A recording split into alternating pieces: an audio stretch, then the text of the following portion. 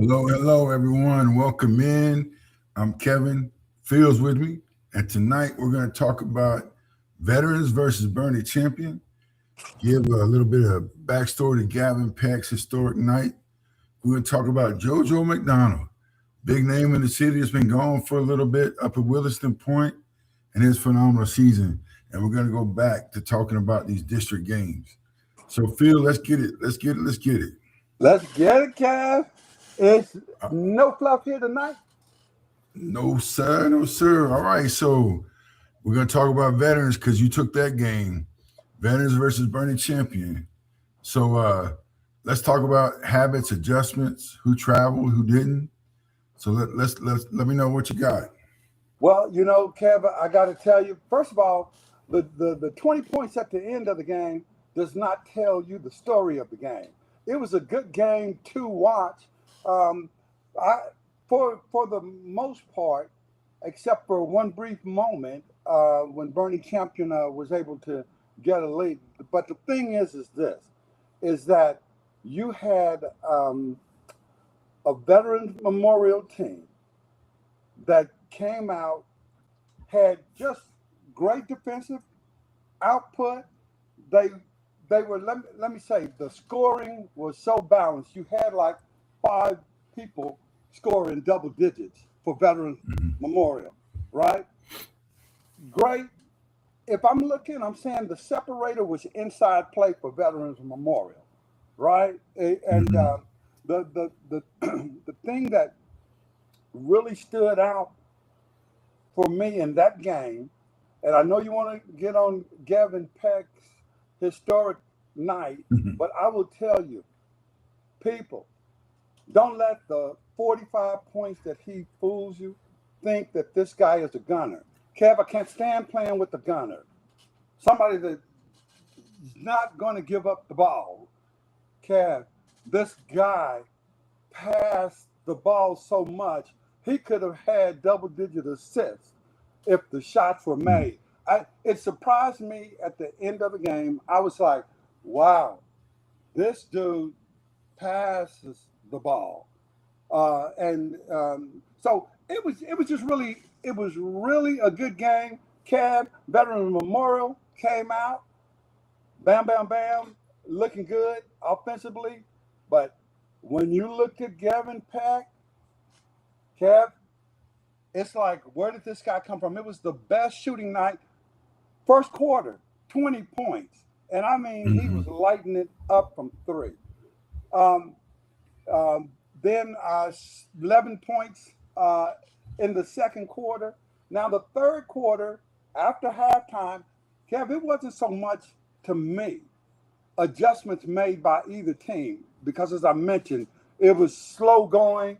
Both teams cold in the third quarter. Gavin couldn't get it going in the third quarter. I think he only had 3 points that quarter. But then came the fourth quarter, and he was back in action. And what I saw then was him putting his head down, his shoulders down, and going for some inside play. So like I said, he's not afraid of contact. Kev, overall, probably the best play when you factor everything in, because this guy, he didn't take a minute off to do anything except for the one time I saw him jog back on offense, though.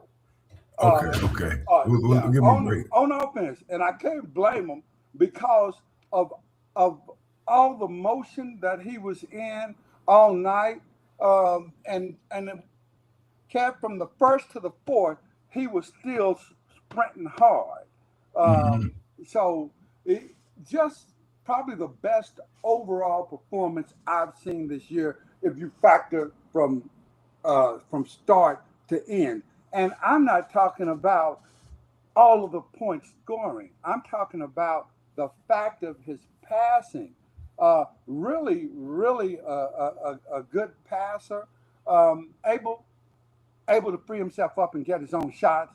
You know, the one thing that I probably don't see much, Kev, like it would have been back when we played, are a lot of hard screens getting set and people running through picks and all over the place. But Gavin has enough handle, and he's savvy enough and stepping back to take a shot, or just stepping off to the side. He gets his space, but even if your hand is in his face, with the way that he shoots his ball and the arc that he gets on his ball, he really has just a beautiful shot. And you can see why he can shoot it deep too. Well, you know what's funny, man, is I've known Gavin for a long time. So it was cool for me to let you go see him and just have your observations of him. One thing I know is that Gavin was focused on raising his 3-point percentage up, you know, and obviously he's doing that well. But I'm excited for him, man. You know, you came back excited about that game. So I know, but, you know, it's going to be interesting because we'll just go ahead and let the spoiler out. We're going to go back and watch Veterans versus Piper, which was the first game we went to the beginning of the year. And excuse me, is it Veterans or Wagner versus Piper? Oh, I don't know. Maybe it is Wagner. Yeah, I believe it's Wagner. We'll get to that in a minute. Yeah. We'll get that in a minute. Well, just talking about Mason Thomas, you know, the city really needs to give them young man his flowers. You know, he's got 2,000 points, 1,000 rebounds, and he's got 2 different district games this year that he's had 17 rebounds in 2 different contests. You know, he's committed or signed with Air Force, but I'm excited because we're going to go check him out Friday night. You know, if you're watching live right now, help us grow. Drop a comment with your biggest takeaway from that Veterans Champion conversation. And if you want more film room breakdown like this, hit like and subscribe. You know, and I wanted to I've been working on some fancy new stuff. All right. So JoJo McDonald, all right, from Southwest, he was at Stevens High School for a minute. The young man is second in the country with 26.7 points scored a game. And he's second by 0.2, you know, and I've just been getting phone calls about him. We've been talking about him, trying to get him back down south because he's up at Williston up in North Dakota. But, man, he's just having a phenomenal year. You know, and a guy that's got a great heart. When he comes home in the summer, you know, he's in the gym working out with his sister. She's an athlete as well. So it's good times. But were you able to catch much of him in high school? No. No, we hadn't really got started then, you know, but it's been a good thing for him, good thing for the city, you know. So let's jump into some of these district races. We're going to start with 26-5A. And, you know, a surprise for me, at least, is Boerne being 4-1. You know, that no discredit to them, but that probably wouldn't have been my first pick, you know. And Veterans right behind them. They lost a game. Oh, they actually beat Veterans early in the year. So, you know, Veterans are going to have something fun when they come back. Yeah. You know, and so New Braunfels, they took a 1-point victory last night over Piper. So that's been that's a tight race, man. And we talked about it. There'll be 6 or 7 playoff worthy teams, and that's about where it's at right now. Yeah, You know. and you liked New Braunfels, Kev, from Jump Street Hmm. before the Yeah. season and all. And so, yeah, and we got a chance to see them early on before the season started and stuff, and looking Hmm. good. Yeah, Yeah. You know, Carson Cox is a very unassuming um, Air Force signee, Division One signee, but he plays with such flow that you look up and he's got 15 or 16 points, and it doesn't seem like it. But great in the leadership round, which is probably why he's going to Air Force. Air Force, right? So let's hop over to the other 5A district in the city, and you know, Jay's running away with this, kind of what we expect um, with their tradition and such. But I'm a little bit concerned with them um, because they're 10-10 overall. Now they played some tough matchups, but hopefully that will get them ready for the playoffs. Because Elijah Hubbard is one Yeah. that's averaging a double double. And so that's big for him. Uh, and the other, I know that Southwest Legacy and Southwest had a tough game last night. 44-42 in a rivalry game. So the biggest surprise team in the 5A districts right now, for me, would have to be the Boerne Greyhounds. Mm. You know, um, but one thing that I do want to, we've been in quite a few of these gyms, right, around the city. Yeah. Um, do you have a favorite gym yet? You know, well, of course, I like Veterans Memorial. Mm-hmm. I like that. I like that gym, but I really like going to Antonian's uh, gym. Mm-hmm. Yeah. So that's it. But I just want to say, Jay, I haven't gotten a chance to see Jay this year. We loved seeing him last season, Mm-hmm.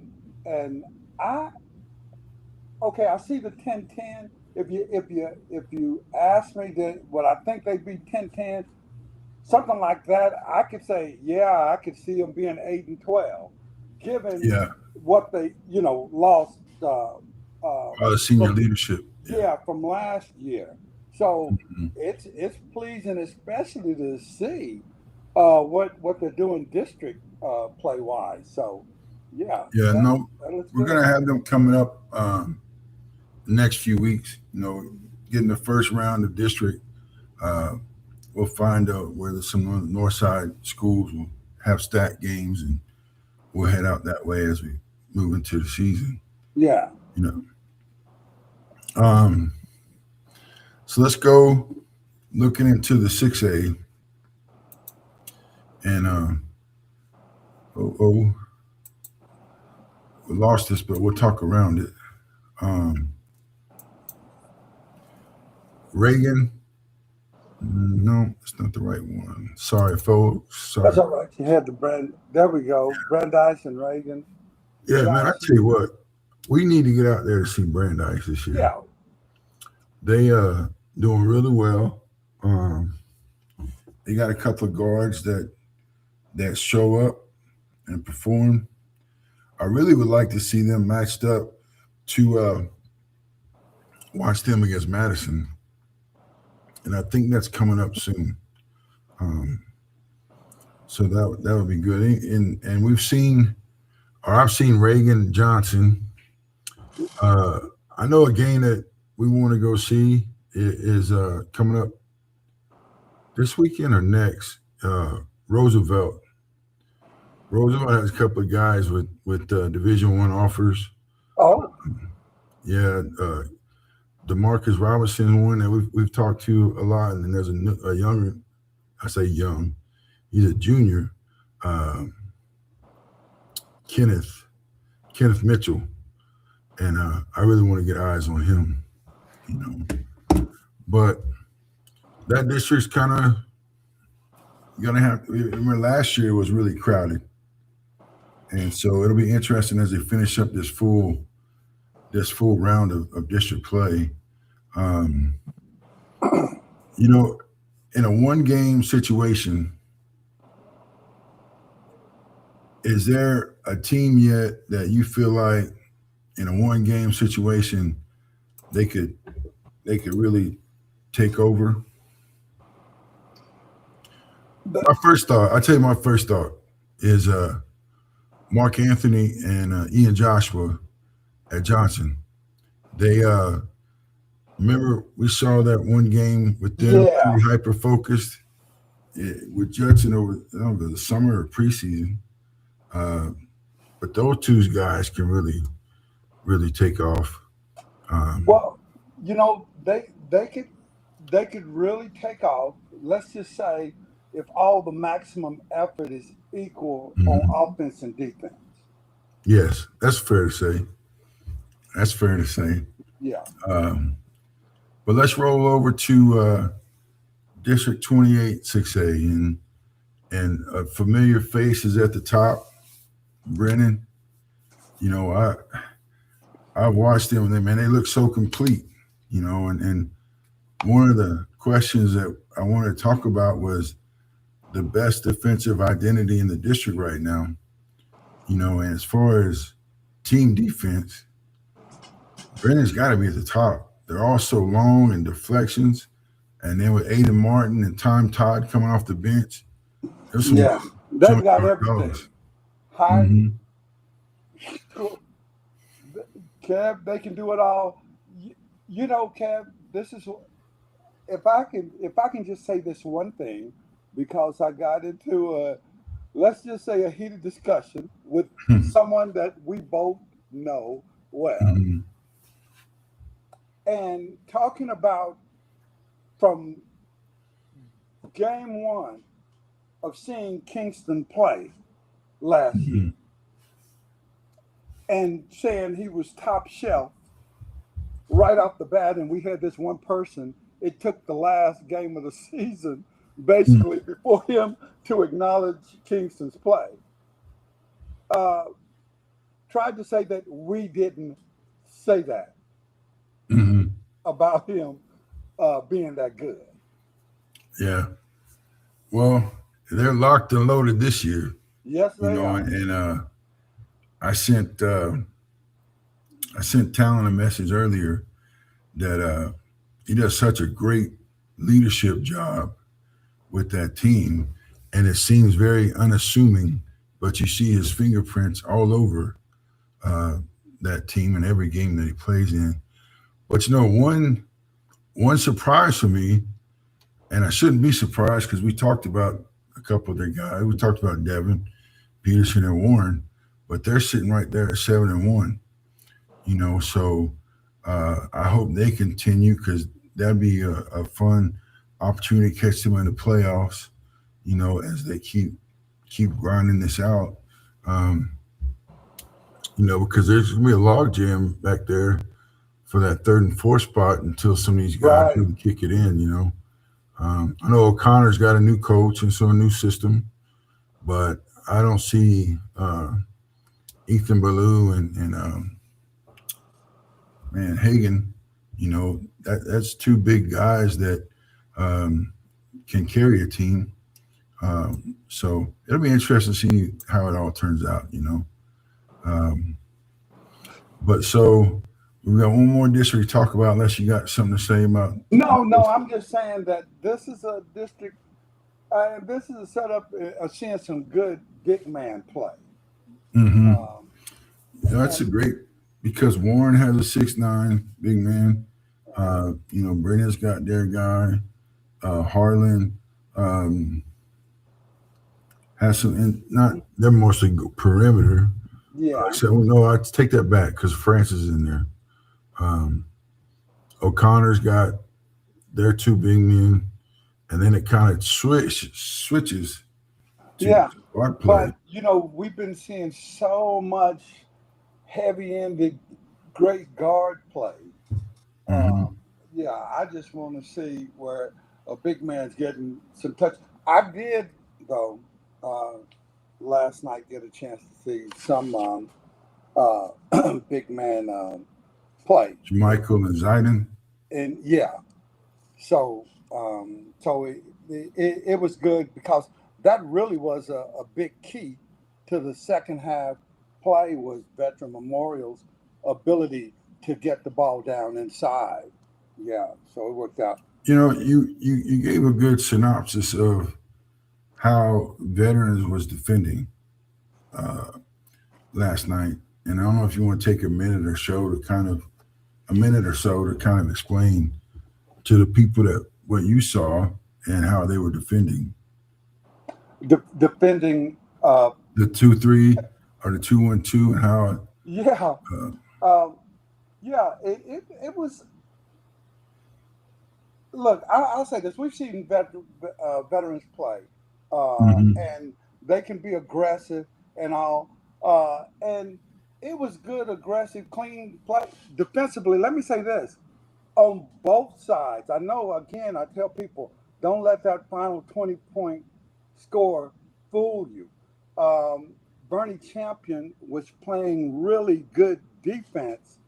mhm, This was just a matter of the last half of a quarter where the game got away. So um, you know, um, so I think the way that the refs called a fairly clean game, I mhm, would say there were probably only about three fouls that were pretty obvious to anybody in the stands that didn't get called. But as far as that, everybody slid their feet well on the zones. Kev, you heard me talk mhm, about earlier that um, the zones don't look as clean and distinctive as they did back in the days when we played. If you were in a 2-3 zone, you knew that team was in a 2-3 zone. If they were in a 2-1-2, you knew they were in a 2-1-2. Here, I'm going to give gratis and say that things are 2-1-2s. Uh, Primarily when I see the ball switch sides, mhm. this distinction comes. But it really looks a lot of the time that some of them, and I don't know if it's where the guy in the middle Mhm, is off his line, and mhm. it really looks a lot of times like there's some 2-3 play. Hey, so Cannon, I appreciate you sending out your comment, man. So Brandeis plays Madison this next Friday, and actually Cannon is one guy that I want to go see. I've seen his name pop up several times, and he's over at I've seen him in a couple of camps. So Okay, so Brandeis is playing who? Madison this Okay, next Friday. We'll figure out which Friday, yeah, okay, you know, and then because we'll have to see where the game is at. yeah, yeah. All right, and so now we're in 29-6A, and Judson is 3-0. New Braunfels Canyon is another team that kind of got caught a little bit by surprise. Historically, they've been strong, um, and they seem to be strong again. It's interesting that you got Clemens with one loss, Steele with one loss, and then after that, it kind of shifts, man. And I really, um, not pointing fingers, but I expected, East Central's had a couple of tough games in Yeah, district, but they played all the heavy hitters first, so they'll pick up some wins. But I really expected didn't be kind of in that second or third place position, but they looked good any, the time I saw them, early mhm. in the year. East Okay, and I'll shout out Aiden Oliveris. I think he was 8 of 11 in last night's game. I remember reading that this morning. So I don't want to say it, but they're still young, and they have that one young man that's he'll be out for a little bit. So they're really down one starter, and then uh, Mookie was expected to play a lot this year, and he's over strength and motion, UIL situation. But yeah, man. So Well, can you go and talk about Judson? We got a mm, chance to see Judson. yeah, On the previous show when Judson and veterans played. I think Judson is still. yeah. Yeah. Um, um, uh, I think it was one of those things where immediately, because we were talking about how the game could be a good physical guard play Mhm. game, uh, and immediately said Judson in picking them Mhm. for that game. And again, that was a game that we we watched, and if you looked at it, it looked like it could be a wire to wire Mhm. type of game, Yeah. and just kind of slipped away, like you mentioned on the foul line, so to speak. But yeah, I really like Judson's play. Yeah, and we missed the X factor. I think the more the X factor for Steele was Justin McKinney, and I'm not talking about anything about coaching decisions. I just think that young man is so long, so athletic, um, creates so many deflections. Um, I know that he's got some areas to improve upon, but I think him not playing any of the fourth and a lot of the third, I think that made uh, a difference in the game. I'll leave it at that. Um, but no, man, Judson's solid top to bottom, and they're physically and rebounding. Go ahead. Yeah, no, and you saying that we got a chance to see Red uh, get plenty of bench time too because of foul Foul trouble. trouble. But it only showed you depth Yeah, that yeah. Judson had because they it's that didn't miss a beat, and Mm-mm. I see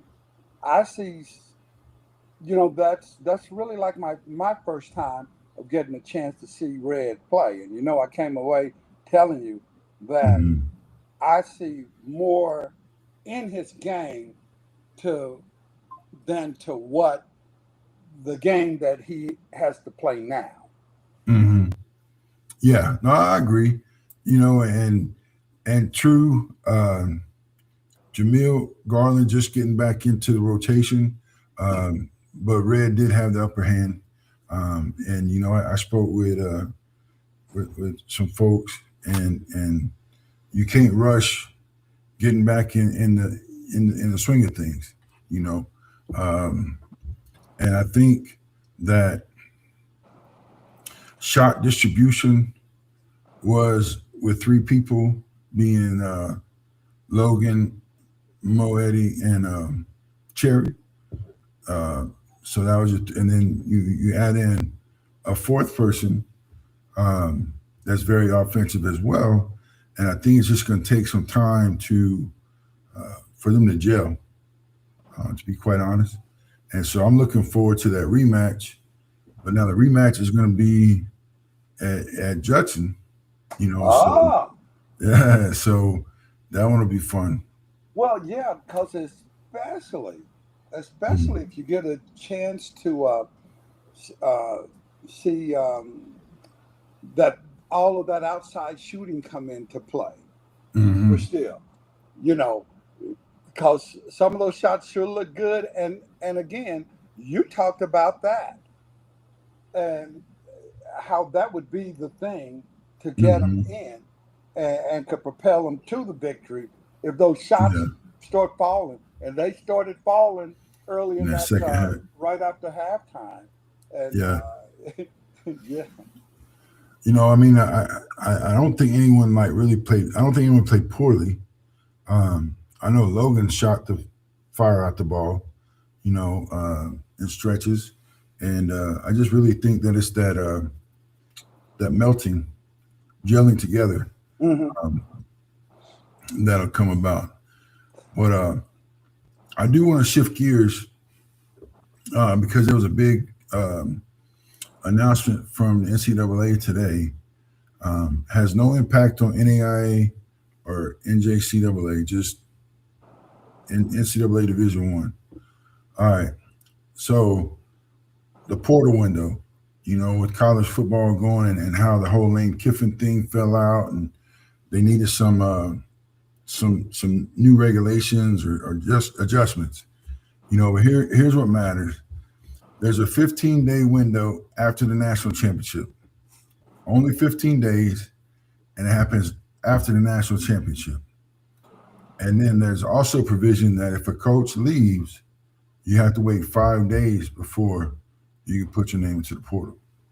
So I think that's huge, because I don't think anyone can say that the way the Ole Miss coach going to LSU was not ideal in the current calendar.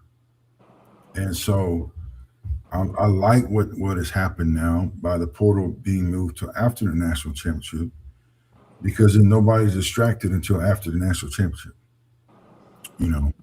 and you only get 15 days. You got to wait 5 days after coaching change. Now this, Kev, excuse me, this is applying in each of the major sports. Right. Football and basketball translating the same. I'm assuming football. I'm assuming on that one. Yeah. I know that it said basketball and other spring sports. Yeah. But so I'm assuming football is good that you're talking about now, because people have seen that impact. Right. Yeah. Right. And I wonder how this changes roster building from mid majors to low majors, and if there's some alignment that starts to occur. Another thing I was going to pitch to you, you think that helps players or programs more? I'm sorry? Do you think that helps the players or the actual programs more? I think with the way that you have the portal running now, and the players have the ability to, and I'm just saying this for fun, get out of jail free card that they can use anytime. You know what I mean? By and large, especially when you look at what and how they could be denied and things of that nature. So I think that this puts, I would say, more of an effect on the coaching staff and things of that nature, because we already see the kind of like on eggshells. Is this person, going to bolt or whatever? But it gives everybody's head, gives the player a little bit more time to take a deep breath and kind of feel around and say, you know what? And it gives them a little bit more time to say, hey, look, I know we didn't maybe do this to your satisfaction or whatever, this or that, but this is kind of what we're working on, because you got a little more clear time to do something instead of trying to, like you say, there are things going on. And, hey, I know it seems like I'm not paying you any attention, but I'm paying you attention, right? And it'll give maybe some of these boosters and all a little bit more time for the coach to say, hey, look, I'll give you an example on that. In football, Seaton, the big left tackle for Colorado, loves Deion Sanders in Colorado and playing. He's going to be probably a top 15 pick, but he's gone. And people that know him say it's not because of Colorado and the fact that they went. It's this. Yeah. And who's going to blame? You know what I mean? Somebody for it. And maybe it gives you that time to say, well, hey, look, we're going to lose them.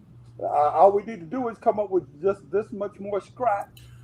And I think that what you're talking about in a bigger term is just leverage.